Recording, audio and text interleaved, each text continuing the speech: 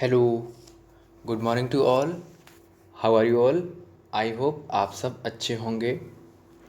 Welcome back to our YouTube channel nursing and paramedics. तो आज जो हमारी क्लासेस हैं, आज संडे स्पेशल क्लासेस हैं और आज संडे को हमारी सारी क्लासेस होंगी। ठीक है, शेड्यूल मैंने टेलीग्राम में डाल दिया है, तो सभी लोग देख लें। तो आज की हमारी जो पहली क्लास है वो है फिजिक्स की। तो चलिए शुरू करते हैं फिजिक्स की क्लास को।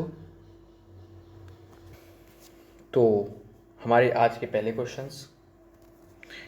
Question number 1, the audible frequency range of a human ear is. जो ह्यूमन ईयर की ऑडिबल फ्रिक्वेंसी रेंज है वो क्या है?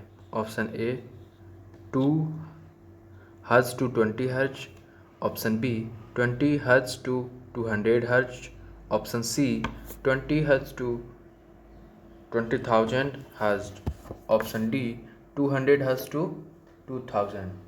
तो यहाँ पे जो ह्यूमन ईयर की सुनने की जो फ्रिक्वेंसी रेंज है वो क्या है?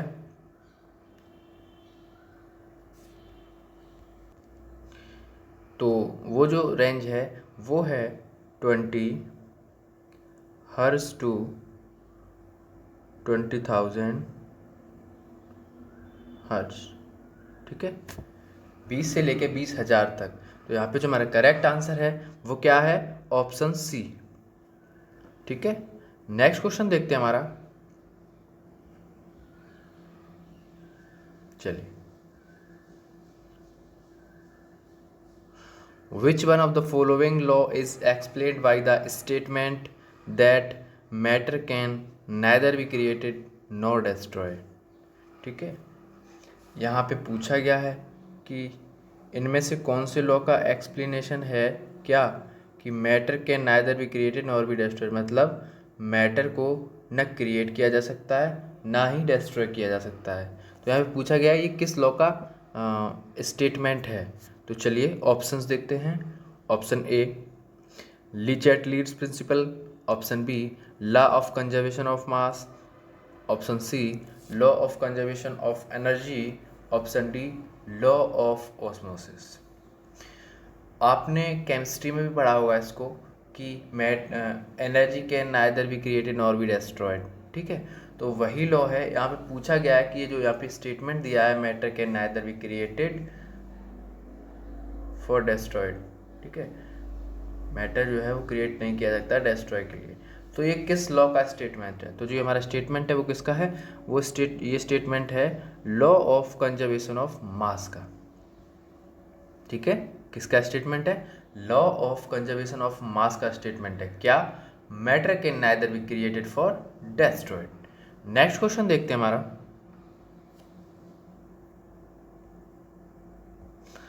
तो नेक्स्ट क्वेश्चन है rocket works on the principle of. जो रॉकेट होते हैं वो किस प्रिंसिपल पे वर्क करते हैं? ठीक है, ऑप्शंस देख लेते हैं। Option A conservation of momentum, option B conservation of mass, option C conservation of energy, option D none of these. तो यहाँ पे जो हमारा करेक्ट आंसर है वो है ऑप्शन ए कंजर्वेशन ऑफ मास। ठीक है, conservation of mass. Next question देखते हैं हमारा। चलिए, नेक्स्ट क्वेश्चन है इन स्टॉर्म्स, तूफान के दौरान the roofs of some houses are carried away, this is in accordance with. जो रूफ होती हैं, ठीक है, कुछ हाउसेस की, वो उड़ जाती हैं। ये किसके अकॉर्डिंग होता है? किसकी वजह से होता है? या यहाँ पे क्या प्रिंसिपल है? Option A Bernoulli's principle, option B Archimedes principle, option C law of inertia, option D Pascal's law. तो यहाँ पे जो हमारा करेक्ट आंसर है वो है ऑप्शन ए बर्नौलीज प्रिंसिपल। किस प्रिंसिपल पे बेस्ड है? Bernoulli's principle. ठीक है, नेक्स्ट क्वेश्चन देखते हैं। चलिए, a cut diamond sparkles because of it. जैसे ये डायमंड है, ठीक है, अगर ये कट हो यहाँ से, ठीक, तो ये ज़्यादा चमकेगा। वो किस वजह से यहाँ पे पूछा गया है। तो चलिए ऑप्शंस देखते हैं। Option A, absorption of light by the diamond, मतलब लाइट डायमंड को एब्जॉर्ब करेगा इसलिए। Option B, emission of light by diamond, मतलब डायमंड लाइट को इमिट करेगा इसलिए। Option C, high refractive index, high refractive index की वजह से। Option D, hardness. तो यहाँ पे जो हमारा करेक्ट आंसर है वो है option C, high refractive index. जो डायमंड है अगर हम उसको कट करते हैं तो उस जगह से वो ज़्यादा स्पार्कल करेगा, मतलब ज़्यादा चमकेगा। क्यों? हाई रिफ्रैक्टिव इंडेक्स की वजह से। नेक्स्ट क्वेश्चन देखते हैं हमारा। चलिए, तो नेक्स्ट क्वेश्चन है, the black board seems black because it. आपने देखा होगा आपके स्कूलों में पहले ब्लैक बोर्ड लगा हुआ था, ठीक है, कैसा? Black board. तो यहाँ पे पूछा गया है कि वो जो ब्लैक बोर्ड लगा हुआ होता था वो ब्लैक ही क्यों दिखता था, ठीक है। ऑप्शन, चलिए ऑप्शन देख लेते हैं। Option A, does not reflect any colour, कोई और कलर रिफ्लेक्ट नहीं करता था। Option B, absorbs black colour, black colour को एब्जॉर्ब करता था। Option C, reflects every colour, सभी कलर को रिफ्लेक्ट करता था। Option D, reflects back colour, मतलब बैक कलर को ही रिफ्लेक्ट करता था। तो यहाँ पे जो हमारा करेक्ट आंसर होगा वो होगा option A, does not reflect any colour. वो ब्लैक बोर्ड ब्लैक इसलिए दिखता था क्योंकि वो कोई और कलर को रिफ्लेक्ट करता ही नहीं था, क्योंकि सामने वाली चीज़ जैसा कलर हमें रिफ्लेक्ट करेगी हमें वैसा ही दिखेगा। तो ब्लैक बोर्ड है, वो और कोई कलर रिफ्लेक्ट नहीं कर रहा है तो वो हमको ब्लैक ही दिखेगा। नेक्स्ट क्वेश्चन देखते हैं। चलिए next, the mass energy relation is the conclusion of. जो मास एनर्जी रिलेशन है वो किसका कंक्लूजन है? Option A, general theory of relativity. Option B, quantum theory. Option C, aerial theory of energy. Option D, special theory of relativity. ठीक है, तो यहाँ पे जो हमारा करेक्ट आंसर है वो है option D, specific theory of relativity. जो मास एनर्जी रिलेशन है वो किसका कंक्लूजन है? Special theory of relativity. Next question देखते हैं हमारा।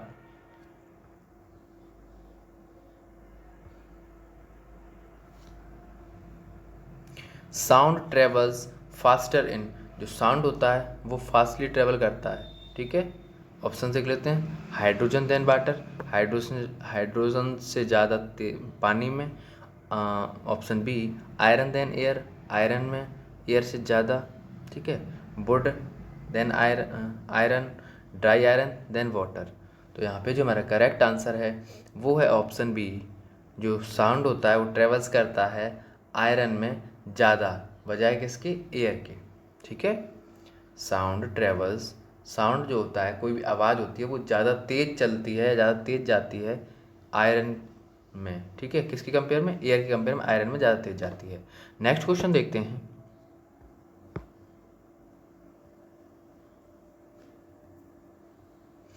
Which of the following wavelengths will suffer maximum deviation while passing through a prism? यहाँ पे पूछा गया है कि कौन सी वेवलेंथ मैक्सिमम मतलब ज़्यादा डाइवर्ट होंगी या डेविएशन को फील करेंगी जब कोई भी वेवलेंथ को प्रिज्म के थ्रू पास कराया जाए। तो वहाँ पे कलर पूछा है कि कौन से कलर की जो होगी वेवलेंथ वो ज़्यादा डेविएट होगी। ऑप्शंस देख लेते हैं। Option A orange, option B red, option C green, option D violet.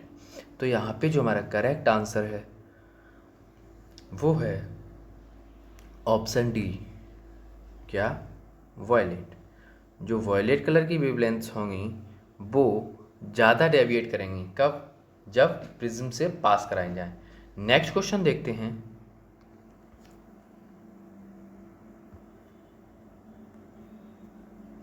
To satellites are moving in same circular orbit. दो सैटेलाइट्स हैं, सेम सर्कुलर ऑर्बिट में मूवमेंट कर रहे हैं, किसके अराउंड? अर्थ के अराउंड, ठीक है। Which one of the following is correct. तो यहाँ पे स्टेटमेंट दिया पूछा गया इसमें से कौन सा स्टेटमेंट उनके लिए करेक्ट होगा। चलिए ऑप्शंस देखते हैं। 2 सैटेलाइट हैं, सेम सर्कुलर ऑर्बिट में है, ठीक है, सेम सर्कुलर ऑर्बिट में है, किसके अराउंड मूव कर रहे हैं, अर्थ के अराउंड मूव कर रहे हैं, अर्थ के अराउंड मूव कर रहे हैं, ठीक है। तो यहाँ पे स्टेटमेंट पूछा गया है कौन सा करेक्ट है उनके लिए। ऑप्शंस देख लेते हैं।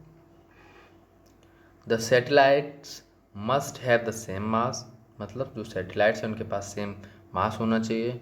Option B, the satellites must have the same angular momentum, मतलब सैटेलाइट्स का एंगुलर मोमेंटम सेम होना चाहिए। Option C, the satellite must have same speed, दोनों सैटेलाइट की स्पीड सेम होनी चाहिए। Option D, the satellites must have the same kinetic energy, दोनों satellite में जो काइनेटिक एनर्जी होनी चाहिए वो सेम होनी चाहिए। तो यहाँ पे जो हमारा करेक्ट आंसर है वो है option B, the satellites must have same angular momentum. जब वो 360 पे मूव कर रहे हैं, ठीक है, तो जाहिर सी बात है ये सर्कुलर मूवमेंट हो रहा है, तो यहाँ पे एंगुलर मोमेंटम को तवज्जो दी जाएगी, एंगुलर मोमेंटम पे बात की जाएगी। इसलिए तो हमारा जो करेक्ट आंसर है वो क्या होगा, the satellite must have the same angular momentum, ठीक है। तो हमारा आंसर भी करेक्ट है। नेक्स्ट क्वेश्चन देखते हैं हमारा।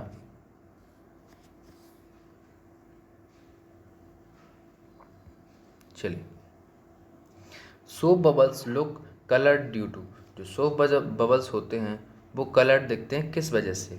Option A, dispersion, option B, interference, option C, reflection, option D, any one of these. तो यहाँ पे जो हमारा करेक्ट आंसर होगा वो होगा ऑप्शन बी, इंटरफेरेंस, ठीक है, इंटरफेरेंस। इंटरफेरेंस की वजह से जो हमारे सोप बबल्स होते हैं वो कैसे दिखते हैं, कलर्ड। नेक्स्ट क्वेश्चन देखते हैं हमारा।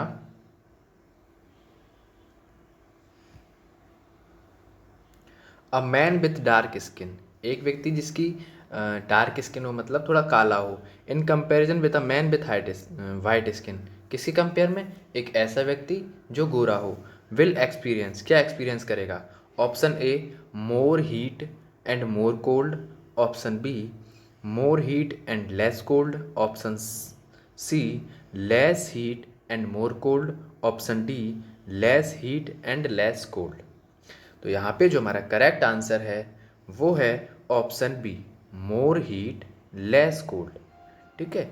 जैसा कि आपको पता है, या मैं आपको बता दूं, जो ब्लैक कलर होता है, ठीक है, जो ब्लैक कलर होता है वो हीट को एब्जॉर्ब करता है, ठीक है। तो जो काला व्यक्ति होगा उसको हीट ज़्यादा फील होगी, ठीक है, मोर हीट। और जो वाइट कलर होता है वो रिफ्लेक्ट करता है, ठीक है। तो वाइट कलर क्या करता है, रिफ्लेक्ट करता है, तो जो है वो कोल्ड फील करेगा। तो यहाँ पे पूछा गया कि एक डार्क स्किन के कंपेयर में जो एक लाइट स्किन वाला व्यक्ति है वो क्या फील करेगा, तो जो ब्लैक वाला है वो मोर हीट फील करेगा और लेस कोल्ड। नेक्स्ट क्वेश्चन देखते हैं। Next, what is the unit for measuring the amplitude of a sound.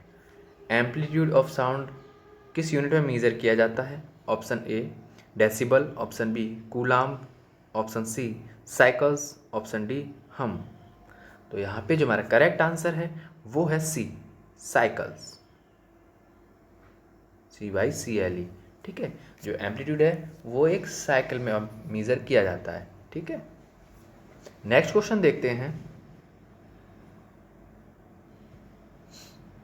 Next है, study of life in outer space is known as. जीवन का अध्ययन करना कहाँ, आउटर स्पेस, मतलब स्पेस में, उसे क्या बोलते हैं। एंटरबायोलॉजी, नियोबायोलॉजी, एक्सोबायोलॉजी, एंडोबायोलॉजी। तो यहाँ पे जो हमारा करेक्ट आंसर है वो है option C, exobiology. Study of life मतलब बायोलॉजी, ठीक है, और बाहर कर रहा है मतलब एक्सो। तो करेक्ट आंसर क्या होगा, एक्सोबायोलॉजी। नेक्स्ट क्वेश्चन देखते हैं।